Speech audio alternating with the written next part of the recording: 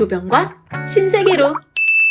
네, 이혼소송, 친권양육권까지 소송 중인데 현재 아이들은 아빠랑 있는데 아이와 통화가 되질 않아요.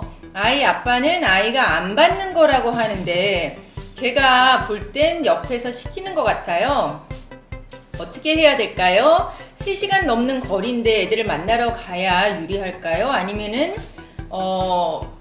전화 시도만으로도 괜찮을까요? 라고 하셨어요. 이 지금 안 하시고 계시는 상황이신가요? 지금 이혼소송이 진행이 어느 정도 되셨는지 모르겠고 또 아이들의 나이가 어느 정도인지도 궁금합니다. 근데 소송 진행하면서 보통은 이제 면접교섭 사전처분이라고 하는 거를 신청을 하는데 그거를 신청을 안 하신 건지 궁금하네요. 네, 송 변호사는 어떻게 생각하나요?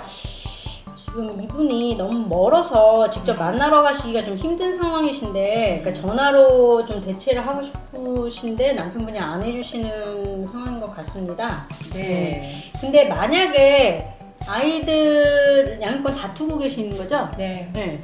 그러면 나도 다투면 그 아이들에 대한 좀 성의를 보여주셔야 되거든요. 그러니까 좀 멀더라도 일단 직접 왔다 갔다 하시면서 아이들을 이제 계속 보시고, 보시고, 그 다음에 이제 아이들이 뭐 만약에 좀 나이가 있으면 내가 좀 핸드폰을 좀 해주겠다 상대방한테 얘기해서 뭐 사줘서 아이들이랑 직접 이제 통화도 하시고 문자도 하시고 약간 이러시는 게 좀 나을 것 같습니다. 만약에 내가 양육권을 다투고 있는 상황에서 거리가 멀다 하면서 아이들을 잘 보러 가지 않고 그러면 그거는 사실 결과에도 별로 영향은 주지 않거든요. 네. 그러니까 조금 힘드시더라도 양육권 그러니까 진심으로 다투실 생각이시라면 그런 이제 직접 면접 교섭을 일단 하시면서 그러면 이제 그거에 추가해서 전화나 무슨 영상 통화나 이런 거는 저절로 따라올 수가 있는 거거든요. 네, 그러니까 그런 걸 좀 해주셨으면 좋겠습니다.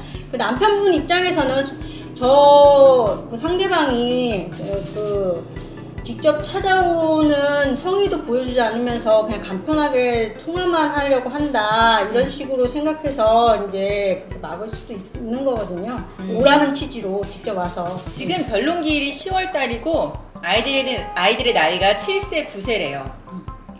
내가 봤을 때는 7세, 9세면 아직은 부모의 영향 하에 있는 아이들이기 때문에 아마 아빠가 전화 받지 말라고 하거나 이제 그랬을 가능성이 좀 있어 보이긴 합니다.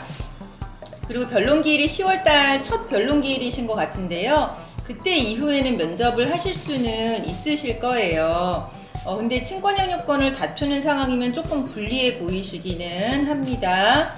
아기가 4시예요. 남편은 전혀 도와주지 않고 독방 육아에 여자는 그렇게 해야 한다라고 하네요. 이혼하고 싶은데 양육권을 가져오고 양육비 받을 수 있을까요? 10년 동안 애만 키워서 커리어도 단절되고 너무 막막해요 라고 하셨어요.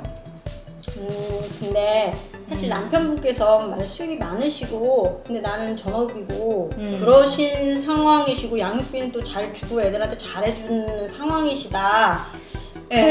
그건 아니겠죠? 이런 생각하시니까. 근데 아이 내시면 정말 이혼 결심하시기 어렵더라고요. 그쵸. 이제 애들이 다 클 때 아니면. 그쵸. 저의 최근 사건 중에도 애가 5이더라고요. 애 5이. 처음에 이제 이혼하시려고 오셨는데 차마 이제 이혼을 못 하시겠다고 하시는 정말 쉽지 않아요. 이거는 정말 이혼은 원하시는데 이제 이혼 이후의 상황을 생각을 하시면 이게 이혼이 정말 쉽지 않거든요. 그래도 만약에 애 넷을 내가 키우겠다라고 하시면 친권 양육권은 엄마한테 올 수 있어요. 근데 이제 엄마한테 오고 난 다음에 그 이후의 상황, 남편이 양육비를 제대로 줄지 아니면 재산 분할을 내가 얼마 받을 수 있을지 이거를 좀 생각을 해보셔야 됩니다. 그래서 일단은 전문 상담을 받으시고 내가 어느 정도를 확보할 수 있는지 그리고 양육비도 꼬박꼬박 들어올 수 있는 상황인지 아니면 남편이 뭐 개인 사업자여서 양육비 지금 못해도 이게 강제할 수 없는 상황인지를 좀 알아보시고 결정하셔야 될 것 같아요. 예. 부모님이 정신이 말짱한데 미리 유산을 줄 사람을 정해서 공증을 받고 싶어 하는데 변호사 사무실로 가면 되나요? 라고 하셨어요. 네, 공증 사무실로 가시면 네. 저희 사무실은 공증 사무실은 아니고요. 네, 공증이라고 써져 있는 사무실이 있어요. 거기 가서 유언 공증을 하시면 됩니다. 네. 시아버지 때문에 힘들어요. 합가하자라는 소리 오라가라 하고 이런 것도 이혼이 가능한가요? 라고 하셨어요. 네. 이혼 사유에 해당할까요? 이게 약간 정도가 어느 정도인지 좀 구체적으로 알아봐야 될 것 같습니다. 이게 만약에 뭐 우리 한국 사회에서 통용되는 정도의 그냥 그런 연락이라든지 왔다 갔다라든지 그런 요구라면 그거를 이유로 해가지고 그런 것 정도를 이유해가지고 이혼 청구를 하시기는 좀 그럴 거고요. 근데 이제 내가 뭐 나의 남편과 아이들의 가족 생활에 지장이 될 정도로 그렇게 막 간섭을 하고 연락을 하고 왔다 갔다 하라고 하고 그러시면 이제 그거는 또 이혼 사유가 될 수도 있습니다. 계속 그렇게 할 수는 없으니까요. 이제 그런 부분에 대해서 이제 남편이랑 이야기를 해보셔야 되겠죠. 근데 남편이 거기에 대해서 전혀 말하자면 뭐 중심을 잡지 못하고 이제 이렇게 되면 그때 이제 이혼까지 가게 되는 거니까요. 이런 부분에 대해서 남편이랑 이야기를 한번 해보시고 남편이랑 이야기가 잘 안 된다. 그러면은 상담을 받아보시면서 조금 중립적인 분의 이야기를 들어보시는 건 어떨까 생각이 듭니다. 요즘 시대에서 이렇게 오라가라 하시면 네. 주는 것도 있으시죠? 네, 저희가 이혼 상담을 좀 많이 해보면 많이 오라고 하는 쪽은 이제 좀 재산이 있는 분들이 많기는 하더라고요. 네, 거기에 따른 상응하는 대가를 이렇게 해줘야 되는 경우가 많이 있는 것 같기는 해요. 그럼 만약에 그런 상황이시면 잘 좀 생각을 해보시고 계산을 해보시고 네, 계산을 해보시고 네, 뭐 하나 질문 드릴게요. 돌아가신 부모님이 주변 분들께 큰 돈을 많이 빌려주시고 다 받지 못하시고 돌아가셨습니다. 차용증도 있고요. 네, 돌아가시기 전에 제가 받기로 서로 이야기들이 다 되었는데요. 지금 회수가 안 되고 1년이 다 되어가는데 받을 수 있을까요? 라고 하셨어요. 소송을 하셔야겠죠. 예. 우위를 주지 않고 계시니까. 그쵸. 채권도 상속이 되니까 거기에 대해서 이제 상속인으로서 소송을 제기를 하시면 이제 받으실 수 있습니다. 소송을 적극적으로 생각을 해보시면 좋겠습니다. 남자친구가 화나면 폭력적으로 변하는데 이거는 못 고칠까요? 못 고친다고 보시면 된다. 네, 그렇죠. 저희 이제 가정폭력으로 이혼 생각하시는 분들 중에 많은 분들이 결혼 전에도 약간의 그런 징후가 있었다라는 이야기를 많이 하십니다. 그래서 그리고 처음부터 막 무자비하게 때리는 사람이 없어요. 처음에는 이제 말로, 그 다음에 물건 던지다가, 그 다음에 폭력 이렇게 이어지는 경우가 많으니까 잘 생각해 보시는 게 좋을 것 같습니다. 대부분 연애할 때는 그래도 본성을 감추고 그렇죠. 폭력성을 숨기는데요. 그래서 네. 나는 결혼하고서 이제 알았다 그런 분들도 계시는데요. 네. 지금 사귀는 상태에서부터 그쵸. 폭력성을 한다면 그냥 바로 그냥 분노 조절 장애가 있다는 거니까 하루빨리 못 고칩니다, 헤어지시는 게 사실은. 낫지 않을까? 한쪽은 이혼을 원하고 한쪽은 이혼을 원하지 않아 가사조사를 받으려 하는데 요즘 유책자의 이혼 요구가 받아들여지는 분위기인데 어떤 점을 주의하면 좋을까요? 또 이런 때 부부 상담이 도움이 될까요? 라고 하셨어요. 요즘 유책자의 이혼 청구가 받아들여지는 분위기인가요? 제가 최근에 고등법원에 갔었는데요. 네. 그 1심에서 이제 기각당한 분이 제 사건 아니고 앞에 이제 네, 앞에 하시는데요. 근데 판사님들께서 그 최근 8월인가 7월인가 6월인가 뭔가 이제 새로운 그 이혼 기준에 대해서 좀 이렇게 하신 판결을 언급을 하시면서 대법원 판결 최근에 나온 거. 그래서 이제 대법원 분위기가 웬만하면 좀 이혼하는 걸로 바뀌는 것 같아서 좀 이혼 쪽으로 생각해보는 게 어떻겠냐 이제 당사자분들한테 이렇게 권유하시고는 하시더라고요.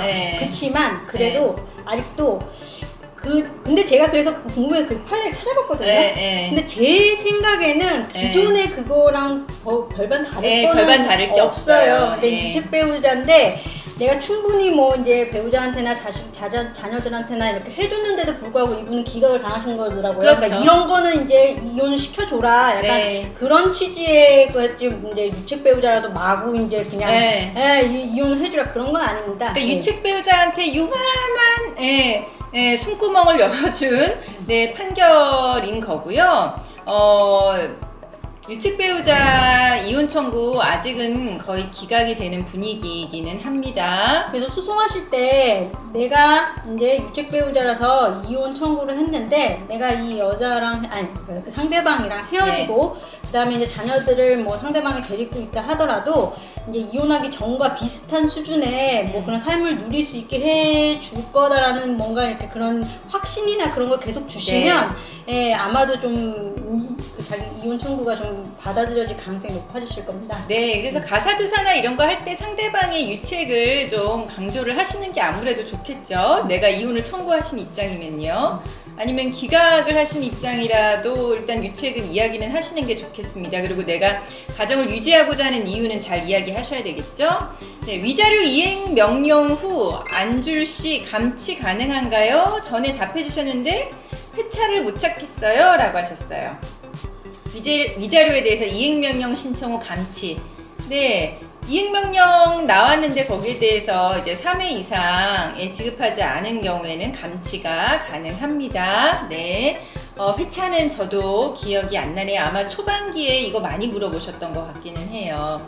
네, 그리고 이제 또 스토리 질문 중에 보면 네, 결혼하기 전 무엇을 준비하고 알아보면 좋을까요? 내가 싫어하는 게 뭔지. 내가 싫어하는 게 뭔지. 네. 예, 제 자기 자신을 좀 알아보시는 게 좋을 것 같습니다. 아, 자기 자신을 상대방에 대해서 알아보지 말고.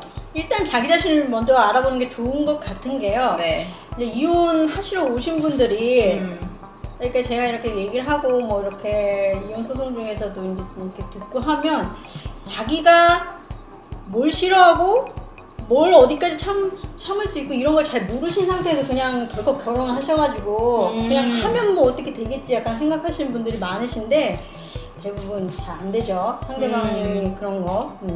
그러니까 내가 싫어하고 내가 못 참는 거를 상대방이 가지고 있는가 그런 거를 그리고 그걸 내가 어디까지 참을 수 있는가 그런 거에 대해서 조금 알아보셔야 뭐 좋게 해주고 그런 거는 이건 많이 별 문제가 안 되는데요. 네. 대부분 이제 그런 부분에서 내가 못 참고 그냥 너무 싫고 근데 상대방은 도저히 고칠 생각을 안 하고 그것 때문에 이제 사내 중내 사내 이렇게 되는 거니까요. 네. 그게 보통 나이 때문에 나이의 압박 이런 걸로 그냥 결혼을 떠밀리듯이 하면은 내가 좋아하고 싫어하는 거 이런 거 알고 있음에도 불구하고 참을 수 있겠지 이렇게 생각하시는 경우가 있는데 이제 떠밀려서 결혼은 하시면 안 되는 거고요.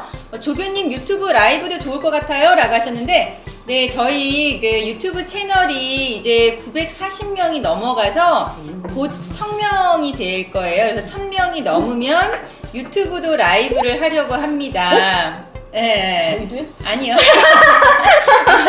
나만. 네. 유튜브 라이브는 아마 좀 더 늦은 시간이 될 것 같고요. 그래서 지금으로서는 한 화요일 9시 정도로 생각을 하고 있어요. 그래서 유튜브 라이브에 오시면 이제 늦은 시간에 저랑 만나실 수 있을 것 같습니다. 네, 오늘 이렇게 막 이야기하는 도중에 벌써 30분이 지났는데요. 송 변호사 4개월 만에 라이브 출연했는데 어땠어요?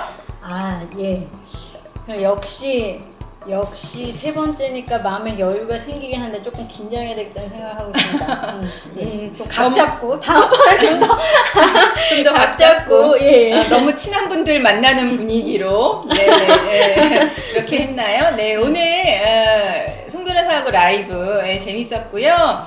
오늘 목요일 저녁 저희는 이 시간 여기서 이제 그만 마치고 다음 주에 또 뵙겠습니다. 다음 주는 벌써 추석 연휴 직전이에요. 네. 다음 주 누군가요, 대표님? 다음 주는 우리 조이가 출연하지 않을까 네, 생각을 하고 있습니다. 네. 우와, 그럼 유튜브에선 양이도 볼 수 있나요? 네, 그렇죠. 아무래도 집에서 9시에 진행을 할 거라 우리 조이도 출연을 할 것 같습니다. 네. 다음 주에도 조이 출연해요. 네. 다음 주 목요일은 네, 추석 연휴 직전이라 네, 저 혼자 라이브를 진행을 하니까 아마 조이가 출연할 것 같습니다. 여러분 편안한 목요일 저녁 되세요. 네, 들어가세요.